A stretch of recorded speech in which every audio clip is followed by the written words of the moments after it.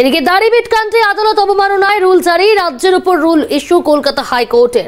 মুখ্য সচিব, স্বরাষ্ট্র সচিব ও ডিজিপি কে হাজির হতে হবে। আমাদের সঙ্গে রয়েছে আমাদের প্রতিনিধি অভিরূপা হাজরা। অভিরূপা, এই মামলার পরিপ্রেক্ষিতে আদালতের ঠিক কি নির্দেশ? দেখো, দাড়িভিট কাণ্ড 2018 সালে যে দাড়িভিট কাণ্ড হয়েছিল, সেই দাড়িভিট কাণ্ডে রুল ইস্যু, যে দাড়িভিট কাণ্ডে এনআইএ তদন্তের নির্দেশ দিয়েছিল কলকাতা হাইকোর্ট। শুধু এনআইএ তদন্ত নয়, যে মৃতর পরিবার তাদেরকে ক্ষতিপূরণের নির্দেশ দিয়েছিল কলকাতা হাইকোর্ট। সেই নির্দেশিকা মানেনি রাজ্য, এবং রাজ্যের সিআইডির পক্ষ থেকে কোনো কাগজ এনআইএ এর হাতে হস্তান্তর করা হয়নি। সেই বক্তব্যই যখন আবার আবেদনকারীর পক্ষ থেকে তুলে ধরা হয় আদালতের কাছে, তখনই রুল ইস্যু করেন বিচারপতি রাজেশেখর মান্থা। বিচারপতি নির্দেশ দিয়েছেন রুল ইস্যু করা হয়েছে।